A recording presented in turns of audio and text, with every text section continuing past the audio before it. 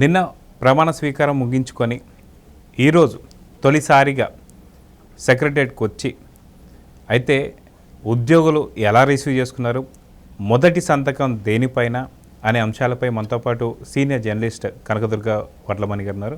వారిని అడిగి తెలుసుకుందాం. మేడం నమస్తే. నమస్తే మేడం, ఎవరైతే ఉద్యోగస్తులు ఒకానొక టైంలో కాదనుకున్నారో ఇప్పుడు అదే ఉద్యోగస్తులు ఆయనకి స్వాగతం పలికేదని ఎలా చూడాలి, మొట్టమొదటి సంతకం దేని మీద పెట్టారు, దేని గురించి అని చెప్పుకోవచ్చు? అంటే కాలం తిరగబడుతుందండి, ఎప్పుడు కూడా ఒకే రకంగా ఉండదు, మనిషిలో మార్పు వస్తుంది. సో ఇవాళ ప్రభుత్వ ఉద్యోగులు ఈ రకంగా ఉండడానికి ఒక రకంగా జగన్మోహన్ రెడ్డే కారణం. ఎందుకంటే ఆయన చేసిన తప్పిదాల వల్ల మీరు గత 30 సంవత్సరాల్లో ఎప్పుడూ కూడా ఈ రకంగా మన చంద్రబాబు నాయుడు గారిని ఈ ప్రభుత్వ ఉద్యోగులు రిసీవ్ చేసుకోవటం మనం చూడలేదు. అంటే వాళ్ళు విసిగి వేసారిపోయి వాళ్ళు పడ్డ కష్టాలకి మాకొక ఏమనాలి, ఆ కష్టాలకు ఒక తెరపడాలి, మాకొక మళ్ళా చంద్రబాబు నాయుడే వచ్చి మమ్మల్ని ఆదుకోవాలి అన్నది ఇవాళ మనం ప్రభుత్వ ఉద్యోగుల్లో చూస్తున్నాం. వాళ్ళు ఆ రోజు పోస్టల్ బ్యాలెట్ ఓటింగ్లో పాల్గొన్నా, ఆ రోజు ఎన్ని కష్టాలు పెట్టాలని చూసినా వాళ్ళంటే వాళ్ళు ఓటు వేయకుండా చూడాలని వైసీపీ ఎన్ని కుట్రలు చేసినా దాన్ని ఎదుర్కొన్నారు. తర్వాత వాళ్ళు అనుకున్న విధంగా ఓటు వేశారు. ఆ పోస్టల్ బ్యాలెట్ ఓటింగ్ ద్వారానే ఫస్ట్ వీళ్ళకి మంచి ఫలితాలు రావడం, దాని ప్రభావం మిగతా ఓటింగ్ శాతం మీద కూడా పడడం, ఇవన్నీ జరిగాయి. ఈరోజు కనీ విని ఎరుగని రీతిలో ప్రభుత్వ ఉద్యోగులైతే చంద్రబాబు నాయుడు గారికి స్వాగతం పలికారండి. గతంలో ఎప్పుడూ ఈ విధంగా చేయలేదు వాళ్ళు. అయితే ఆయన క్యాన్వాయ్ కూడా చూస్తే మనం చాలా క్లియర్గా పూర్తిగా పూల వర్షం పైన ఏదైతే క్యాన్వాయ్ ఉందో అది రావడం జరిగింది.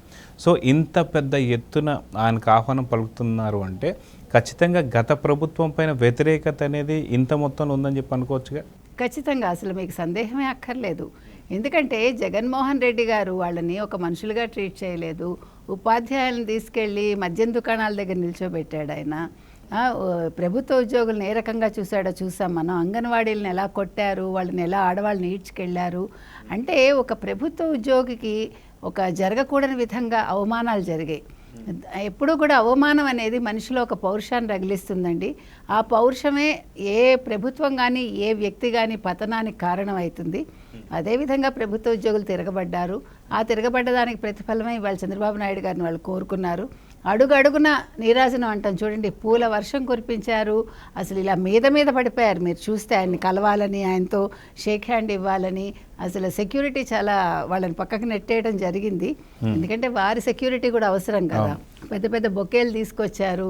చాలా అసలు అనూహ్య రీతిలో ఈ విధంగా ఆయనకి స్వాగతం పలకటం అనేది నభూతోన్న భవిష్యత్ అండి, గతంలో జరగలేదు. ఇంకా ఇది దేనికి సంకేతం అని మీరు అడగచ్చు. ఖచ్చితంగా మరో 2 టర్మ్స్ చంద్రబాబు నాయుడు గారే వచ్చే అవకాశం ఉంది.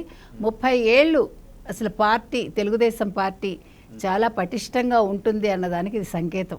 మనం ఖచ్చితంగా చెప్పుకోవచ్చు ఆ విషయంలో. అయితే చాలాసార్లు చాలా ప్రభుత్వంలోకి వచ్చిన తర్వాత రాజకీయ నాయకులందరూ కూడా మాట మార్చడం జరుగుతూ ఉంటుంది, లేదా కొంత డిలే జరుగుతూ వస్తుంటుంది. ఎందుకంటే గత ప్రభుత్వం చూసుకుంటే 2019లో వచ్చిన తర్వాత ఎన్నో హామీలు ఎన్నో చెప్పారు. అయితే ఇవన్నీ మేనిఫెస్టోలో పెట్టినవి కూడా వాళ్ళు ఎటువంటిది నెరవేర్చలేదు. కానీ ఈరోజు చెప్పిన మాట ప్రకారం ఖచ్చితంగా మెగా డిఎస్సి పైన తొలి సంతకం అని చెప్పేసి అన్నారు. అది ఒక మెగా డిఎస్సి పైన సంతకం పెట్టడం జరిగింది. సో దాని గురించి మీరు ఏం చెప్పారు? ఇప్పుడు మనకి జగన్మోహన్ రెడ్డి గారు ఏం చెప్పారంటేనండి, మా మేనిఫెస్టో పెద్దగా ఉండదు, చిన్నగా ఉంటుంది, నవరత్నాలు మావి. మా మేనిఫెస్టో ఒక బైబిల్, ఒక ఖురాన్, ఒక భగవద్గీత. మా మేనిఫెస్టో మేము ఇంటింటికి పంచడానికి అదేమన్నా మిఠాయా? మేనిఫెస్టోలు అమలు చేయాలండి. ప్రజలు దాన్ని రోజు చూసుకుని అమలు చేస్తాడా లేదా వాళ్ళు టెన్షన్ పడక్కర్లా. జగన్మోహన్ రెడ్డి ఏమన్నారంటే, చంద్రబాబు నాయుడు ఇంత పెద్ద మేనిఫెస్టో ఇస్తారు, అది వాళ్ళు బయట పడేస్తారు, ఇన్ని మాట్లాడాడు. కానీ అది కాదు. మేనిఫెస్టోలో మనం ఇచ్చినవి మనం ప్రజలకు అందాయా లేదో చూడాలి తప్ప మేనిఫెస్టోని వాళ్ళు ఏదో మిఠాయి పొట్లంలాగానో లేకపోతే మరమరాలు చుట్టుకోవడానికో ఉపయోగించుకోకూడదు. ప్లస్ ఎంత ధన వ్యయం అండి అది. ఇప్పుడు ఎంత కాగితం పడుతుంది ఒక మేనిఫెస్టోని మీరు తయారు చేస్తున్నారంటే, మీరు ఇన్ని లక్షల ఇన్ని కోట్ల మేనిఫెస్టోలు తయారు చేస్తున్నారంటే ఈ ధనం అంతా వ్యయమే కదా. దాని బదులు మీరు మాట ఇచ్చి మాట నిలబెట్టుకుంటే, మాట మీద నిలబడితే అదే మేనిఫెస్టోనండి, ఇంకేది అవసరంలా. మాటే మేనిఫెస్టో అంతే. దానికి ప్రజలు దాన్ని చూసుకుంటారు, వాళ్ళకి పంపకాలు చేసి ఎంత టైం వేస్ట్, ఎంత మ్యాన్ పవర్ వేస్ట్, ఎంత టైం వేస్ట్, ఎంత మనీ వేస్ట్, అవేమీ లేకుండా వాళ్ళు ఖచ్చితంగా చెప్పారు. చెప్పిన దాన్ని ఇవాళ ఆయన కరెక్ట్గా అమలు చేశారు. నిన్న ఈలోగానే సాక్షి తొందరపడింది. ఈశ్వర్ అప్పుడే మాట తప్పుతున్నారా, మాట ఇది చేస్తున్నారా అంటూ మాట్లాడాడు ఆయన. అయితే నేననేది ఏంటంటే నిన్నను కుదరలేదు, ఇవాళ ఆయన ముహూర్తం పెట్టుకున్నారు. వెంకటేశ్వర స్వామిని దర్శించుకుని వచ్చాక కులదైవాన్ని తన సీట్లో కూర్చున్నారు ఆయన 4:41 కరెక్ట్గా. భార్య భువనేశ్వర్ గారితో వచ్చారు ఆయన. మంత్రులందరూ కూడా ఉన్నారు, పెద్దలందరూ వచ్చారు. తర్వాత వేద ఆశీర్వచనాలతో ఆయన తన సీటుని అలంకరించారు ఆయన, అంటే కూర్చున్నారు ఇవాళ. ఆ తర్వాత మీరు చెప్పినట్టుగా మొట్టమొదట మెగా డిఎస్సి ఫైల్ మీద సంతకం చేశారు. 16,347 అనుకుంటా అన్ని ఉద్యోగాలండి. అంటే ఇది చూడండి ఎంత పెద్ద భరోసా అండి. ఇప్పుడు ఉద్యోగాలు లేక అల్లాడిపోతున్నారు. అసలు రాష్ట్రం 5 ఏళ్ళు ఈయన చేసిన పనులకు 30 ఏళ్ళు వెనకబడింది. సో 16,347 ఉద్యోగాలు అంటే చిన్న మాట కాదండి. ఇంకా అది పెరిగే అవకాశం ఉంది, ఎందుకంటే 25,000 పోస్టుల వరకు ఖాళీ ఉన్నాయని మనం విన్నాము. అయితే ఒక్క రోజులో అవి చేయలేరు కదా. ఇప్పుడు ఈ 16,000 పోస్టులు ఫిలప్ చేస్తే 6 నెలలు ఏడాది తర్వాత కొద్దిగా చేసుకుంటూ 5 ఏళ్లలో 25,000 పూర్తి చేయొచ్చు. ఈలోగా వేరే ఉపాధి కూడా కల్పించడానికి ఆయన చూస్తున్నారు. తర్వాత రెండో సంతకం భూ యాజమాన్య హక్కు చట్టం రద్దు మీద చేశారు ఆయన. మూడోది పెన్షన్ అండి, ముఖ్యమైనది. నిన్న పెన్షన్ల మీద కూడా ఫస్ట్ వస్తే వీళ్ళు విరుచుకుపడిపోతారు, వీళ్ళు ఏం చేస్తారు, వీళ్ళ దగ్గర డబ్బులు ఉన్నాయా అంటే డబ్బులు వస్తాయండి, నిధులు వస్తాయి. కేంద్రం మెడలు వంచి నిధులు తెచ్చారు కూడా ఆల్రెడీ. కాబట్టి నిధులు ఎలా వస్తాయి అన్నదానికి సందేహం అక్కర్లేదండి. నోరు మంచిదైతే ఊరు మంచిదవుతుందని ఈరోజు వాళ్ళకు వచ్చిన మెజారిటీ, చంద్రబాబు నాయుడు గారికి ఉండే పలుకుబడి, పరపతి, రాష్ట్రానికి నిధులు వస్తాయి, పెట్టుబడులు వస్తాయి. ఆయన అన్నాడు కదా, పెట్టుబడులు పెడితే ఉద్యోగాలు రావు, పరిశ్రమలు పెడితే ఉపాధి రాదు అన్నాడు ఆయన. అది తెలివి తక్కువతనం. అంటే ఆయన అన్న మాటల్లో కూడా, జగన్ అన్న మాటల్లో ఎప్పుడు కూడా కంపెనీలు రావడం వల్ల పెద్ద ఉద్యోగాలు ఏమి కల్పించలేము. ఎందుకంటే ఒక కంపెనీ వస్తే దాంట్లో మహా అంటే 1000 మంది, 1500 మంది లేదా 2000 మందికి తప్ప ఎక్కువ ఉద్యోగాలు లేవు. ఎవరికి వాళ్ళు బర్రెలో గొర్రెలో ఏదో కాచుకుంటే సరిపోతుందని చెప్పి అన్నారు. సో నిజంగా దీన్ని ఎలా తీసుకోవాలంటారు? ఇక్కడ బాబు గారికి సంబంధించినటువంటి ప్లానింగ్ ఎలా తీసుకోవచ్చు అంటారు? అంటే అదే అనుభవం లేకపోవడం అండి. అది రాజకీయ అనుభవం కావచ్చు, లేకపోతే ఇప్పుడు ఆయన ఎప్పుడూ మంత్రిగా పనిచేయలేదు. ఎవరు? జగన్మోహన్ రెడ్డి. ఆయన రావడం ముఖ్యమంత్రి అయిపోయాడు. అది తంతే బూర్లు గంపలో పడ్డారంటారు చూడండి, అట్లాగా నాన్నగారి చావు ఈయన ఏదో సుబ్బిపెళ్లి వెంకి చావు కంటారు, కానీ ఇక్కడ తండ్రి చావు ఆయన కలిసి వచ్చింది. ముఖ్యమంత్రి అలంకరించాడు. సో దానికి అందరూ ఇంట్లో వాళ్ళు దోహదం చేశారు, సొంత చెల్లి కావచ్చు, తల్లి కావచ్చు, అందరూ కూడా. సో ముఖ్యమంత్రి అయిపోయేసి ఆయన ఎప్పుడు కష్టపడ్డాడా? ఎక్కడ కష్టపడ్డాడు పాపం? ఆ పాదయాత్ర తప్ప ఆయన జీవితంలో ఆయన ఎండ కన్నెరగడు ఆయన. అటువంటి మనిషి ఏం చెప్తాడండి? ఏం తెలుసని? సలహాదారులు కూడా ఎలాంటి సలహాదారులు? ఒరే ఏమైనా ఆర్థిక నిపుణులా వాళ్ళు? ఏమన్నా లేదు వాళ్ళకి? ఏమన్నా వాళ్ళు IIT IIMలా ఎవరైనా? ఎవరు లేరు కదా. ఇప్పుడు మీరు ఒక సలహాదారు, నేను ఒక సలహాదారు, ఇంకెవరో ఇంకో సలహాదారు. వాళ్ళకి ఏం తెలుస్తాయి? ఎలాగ మనం దండుకోవాలి, ఎలా మనం మొత్తం దోచేసుకోవాలి, ఇలాంటి వాటిలలో వాళ్ళు PhDలు చేశారు. కాబట్టి ఆయన ఆ రకంగా పరిపాలించాడు. ఆయనకి ఏం తెలుసు? ఆయన ఏమన్నాడు పాపం? చేపలు ఇలా చేయి పట్టుకుని ఇలా 4 ఏళ్ళు నడిపించి చేపలు పట్టడం నేర్పిస్తాడు. అది చేయూత. తర్వాత మీరు పానీపూరి బండి పెట్టుకోండి, చక్కగా కూరగాయలు అమ్ముకోండి, పూలు అమ్ముకోండి, పళ్ళు అమ్ముకోండి. అవును, IT మినిస్టర్ కూడా బొబ్బట్లు, పచ్చళ్ళు కదా. అందుకే ఆయన పాపం గుడ్లు కూడా చెప్పాడు, మనకు కోడిగుడ్లు అన్ని. అందుకే గుడ్డు మంత్రి అయ్యాడు ఆయన. కాబట్టి అంటే వీళ్ళ తెలివితేటలు ఇంత బ్రహ్మాండంగా ఉన్నాయి. అంటే నేను బాగుంటాను, మీరందరూ అధపాతాళంలో అలాగే ఉండండి, నా కాళ్ళ కింద పడి ఉండండి అని చెప్పాడు ఆయన. ఈయన అలా కాకుండా ఈయన ఆల్రెడీ ప్రూవ్ చేసి చూపించాడు హైదరాబాద్లో. అప్పటి ఉమ్మడి ఆంధ్రప్రదేశ్లో ఆయన మధ్యతరగతి కుటుంబాలకి, ఇంకా దిగువ మధ్యతరగతికి కూడా మీరు కలలు కనండి అని ఏదైతే అబ్దుల్ కలాం గారు చెప్పారో అలాగా మీరు కలలు కనండి, మీరు చదువుకోండి, ఇంజనీర్లు అవ్వండి, IT స్పెషలిస్టులు అవ్వండి, మీరు కంప్యూటర్ ఉద్యోగస్తులు అవ్వండి, మీరు అమెరికా వెళ్ళండి, మీ తల్లిదండ్రులను బాగా చూసుకోండి, సంపద పెంచుకోండి అన్నాడు ఆయన. మీరు సంపద పెంచుకోండి, రాష్ట్రానికి సంపద పెంచండి, అది ఆయన నినాదం. ఆయన చేసి చూపించాడు. ఆల్రెడీ హీఈస్ ఎ ప్రూవ్డ్ చీఫ్ మినిస్టర్, హీఈస్ ఎ ప్రూవ్డ్ CEO. కాబట్టి అంటే ఆ వ్యత్యాసం అలాగే ఉంటుందండి.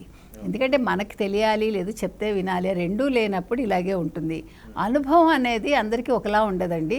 మనకి తెలియకపోయినా మనం పెద్దవాళ్ళని చూసి నేర్చుకోవాలి. ఇప్పుడు జగన్మోహన్ రెడ్డి ఆయనే చెప్పారు, మన చంద్రబాబు నాయుడు గారే మొన్న గెలిచాక కూడా ఆయన ఏమన్నారండి, నేను ఎటువంటి కక్షలు కార్పణ్యాలు తీర్చుకోను, నేను జగన్మోహన్ రెడ్డి నా కొడుకు లాంటి వాడు అన్నాడు ఆయన. అది ఆయన మర్చిపోకూడదు.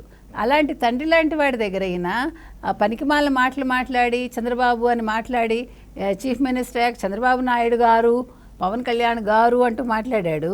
అది పదవిలో ఉండగా చేసి తెలియంది తెలుసుకుని ఉంటే రాష్ట్రం అభివృద్ధి చెందేది. నీ సొంత ఈగోలు లేకపోతే నీ సొంత ఇవి కాదు కావాల్సింది, రాష్ట్ర ప్రజలని ఎలా పైకి తీసుకురావాలని ఆలోచించుంటే నువ్వు ఓడిపోవడం అనేది సహజం అండి. గెలిపోవటంలో అందరికీ ఉంటాయి జీవితంలో, కానీ దాన్ని మలుచుకోవటంలో ఉంటుంది. నీకు గెలిపించినందుకు నువ్వేం చేసావు, ఓటమి పాలయ్యావు, చేతిలో చేసుకున్నావు.